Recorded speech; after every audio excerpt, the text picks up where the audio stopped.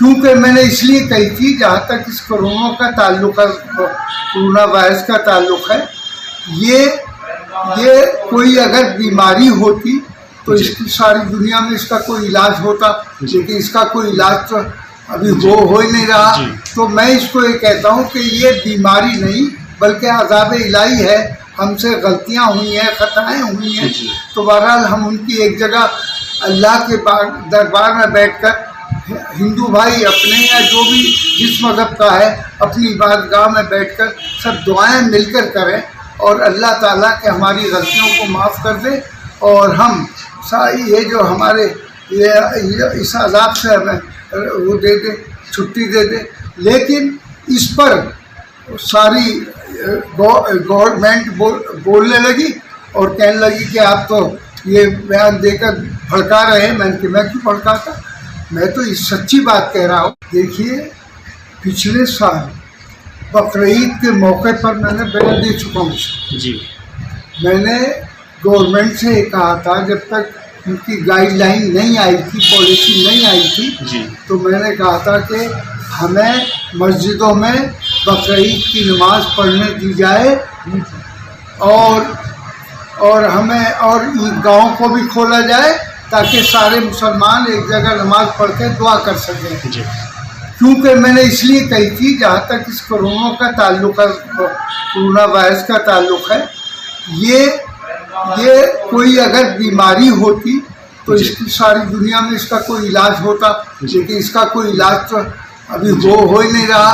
तो मैं इसको ये कहता हूँ कि ये बीमारी नहीं बल्कि अज़ाब इलाही है, हमसे गलतियाँ हुई हैं, खताएँ हुई हैं।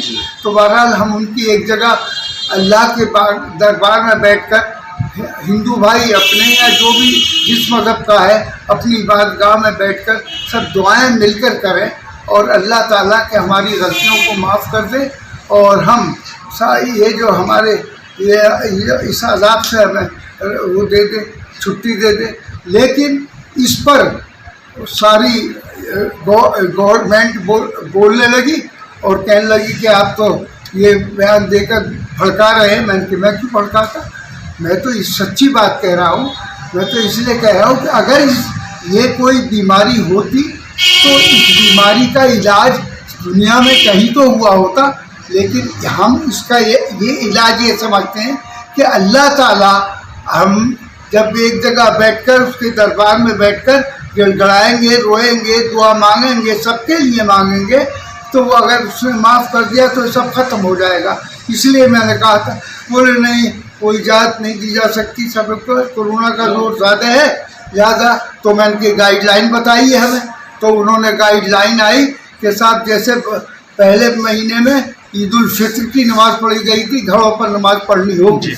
हमने उसको तस्लीम कर लिया, हमने घरों पर नमाज़ पढ़ी और फिर ईदगाहें भी ना जा सके, ईदगाह पर भी और मस्जिदों में भी नहीं जा सके।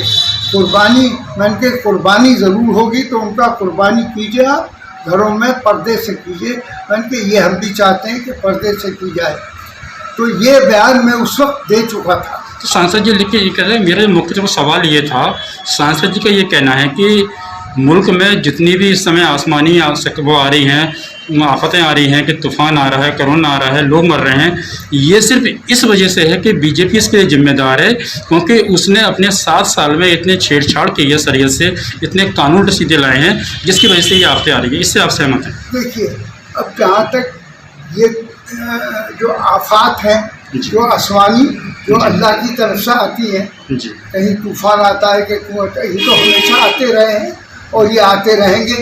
तो इसमें हमारी अगर गलती ज़्यादा हो गई, हमसे खताएं ज़्यादा हो गई, तो हमें उसकी अल्लाह से माफ़ी मांगने की ज़रूरत है। नहीं, लेकिन एसटी हसन ये कह रहे हैं कि ये इसमें बीजेपी ने छेड़छाड़ की है शरीयत से, तो इसके लिए बीजेपी जिम्मेदार है, उनका ये बयान है। देखिए, इसमें मैं किसी को ये नहीं कहता कि फला बीजेपी जिम्मेदार है, कौन जिम्मेदार है।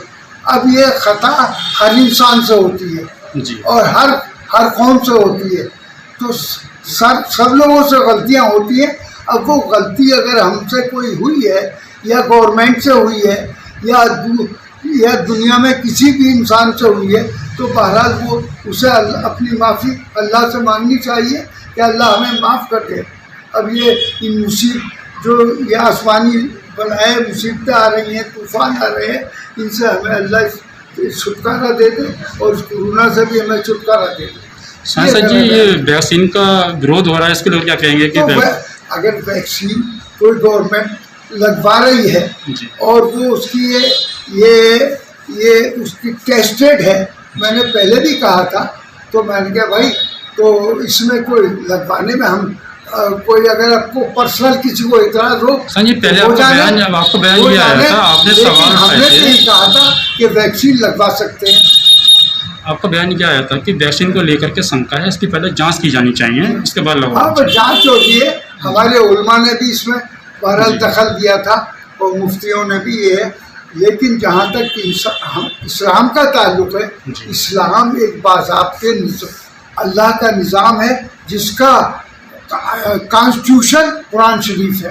कुरान शरीफ के हिसाब से ही इस्लाम चलता है और इस्लाम के सारे कानून का होता है। जैसा वसीम रिजवी है, कुरान शरीफ के कह रहा तो सारी दुनिया का मुसलमान उसके खिलाफ है और हम सब खिलाफ हैं, शिया सुन्नी सब खिलाफ हैं उसके कि वो कुरान शरीफ की शान में तौहीन कर रहा है। वो गवर्नमेंट से जो गलतियाँ हुई हैं, इनसे भी बहुत गलतियाँ हुई हैं भाई। इस दौर में जो कोरोना के दौर में जो गवर्नमेंट की पॉलिसी में भी बहुत गलतियाँ हुई हैं, सारी अपोजिशन ने, कांग्रेस ने, सारी पार्टियों ने। फिलहाल आपका कहना ये है कि जिनसे गलती चाहे गवर्नमेंट हो उसके लिए माफ़ी मांगे तो ताकि ये सब कोरोना ख़त्म हो जाए।